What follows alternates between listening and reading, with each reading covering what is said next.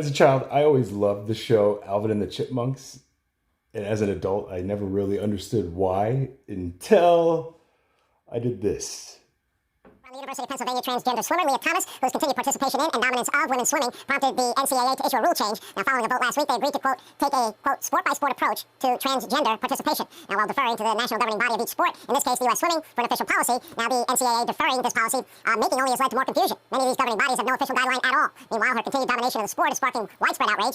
Piers Morgan, writing in the New York Post, calling the NCAA to, quote, stop this woke insanity now. The father of another Penn swimmer lamenting, quote, in an anonymous interview with Fox News that her teammates are realizing they'll never have a chance at winning the podium, so long as she continues to compete given the physical disadvantages that they face. But this woke ideology doesn't stop with athletics. As we're now learning tonight, Chicago public school teachers are now being forced to undergo training in which they were told that sex is a social construct, not rooted in biology. Now, Olympic gold medalist and former California gubernatorial candidate Caitlyn Jenner, Fox News contributor Tammy Bruce joined us for reaction. Caitlyn, I noticed in the Piers article, you were quoted saying some really interesting things to me. And we've known each other for a long time. And you said the NCAA is kicking the can down the road. In the case of Leah Thomas, you said, you don't care about her testosterone levels now for the last year or two, but you care about it for the first 16 or 17 years of her life. And you even mentioned that you wouldn't play in a all-women's golf tournament because you can still outdrive all girls by 100 yards, and you have no testosterone.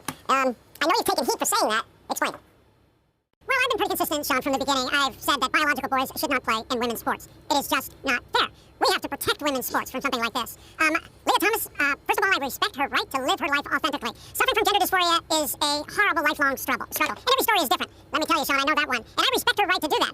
But with that comes some responsibility and integrity in what you're doing. And I don't know why she's doing it. We live in this woke world right now that's driving me crazy. I feel sorry for the girls on the Penn team because they have to be so woke and say, oh, this is great, we're down deep inside. They're saying this is wrong. And a couple of them, anonymously, because they can't come out, and parents have now come out, but they have to do it anonymously, and say this is wrong. And it is wrong.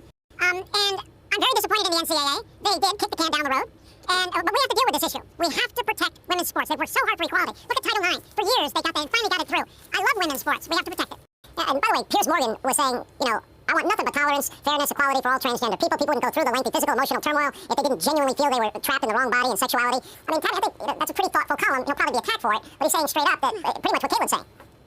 Yeah, well, a lot of us have been attacked from both sides of the aisle for a number of different reasons, but what changes it is when someone like Caitlyn Jenner stands up for what's right. Because that's what this is about. It has really nothing to do with transgenderism at all. This is about fair play. It's about decency. It's about being fair with your fellow competitors or with your neighbors. This is about the nature of doing what's right in the midst of whatever your work is, and if that's going to give you an advantage. And you must know, and I don't know Leah, I'm sure she's a wonderful woman. At the same time, she knows every single meet that it is not an even playing field. She knows it every single time she blows out women's records at every moment. And that is what we're talking about here. So there is a small section of bullies who want no one to speak about this, but I can tell you, as Caitlyn has refused to participate in certain women's sports because she knows of her physical difference and her the ability to do better because of that physical difference, having grown as a boy and then as a male. And now we know, I've got several transgender friends who also agree that this is outrageous. We also don't know of those athletes who have refused to do this because they don't make the news. So I just want to tell everyone watching that this is not about the transgender community. This is not universally what is wanted. In fact, it harms the nature and the argument about who people are in general. Let me tell you, if someone's going to be unfair as a transgender woman, they're going to be unfair as the man that they were. They're going to be unfair as a person. That's why this is about the individual. And even after 17 years with this network, I have to say this every now and then, Sean, is that as a gay woman, I understand the difference of living a different life. And it is about respecting the community and making decisions that's best in general for the people that you're with. Well, then I can ask both of you the same question. Generally speaking, Caitlyn, how many times do you find yourself running into bigoted people? Or Tammy, same question. We'll go with Caitlyn first. Well, to be honest with you, you get that. I never get that to my face. To my face, people are so nice. They're wonderful. Oh, they're nice to me too, to my face. Then I walk away and I hear it in the back of my face. Yeah. And then you go online and check comments, which I don't do very often, but sometimes I just find it kind of fun. But first of all, I can take a lot of heat. I'm kind of used to it, Sean. And to be honest with you, a lot of those comments that people make with nobody around, I don't know if they really believe that kind of stuff. They may, but that's okay. I mean, honestly, I can take it. I'm about, Sean, I'm a patriot. I love this country. I love our freedoms, and I love the trans community.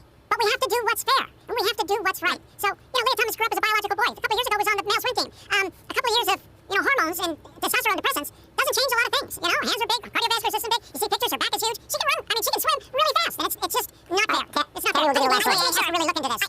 Tammy, we have about 45 seconds. I want to make sure that Caitlyn knows and everyone else knows the importance of standing up for what you believe in, as the parents are, because we must make a turn here. Transgenders, gay people, others must stand up and must hear honest opinions about this. That it does no good for the community to be bullies or to not speak the truth about the nature of what's going on. I want to thank Caitlyn for being a great role model and for doing the right thing, and for everyone else to stand up, because it helps all of us in the community to be honest and to be fair. There's just no doubt about it. You see what I'm talking about, chipmunks?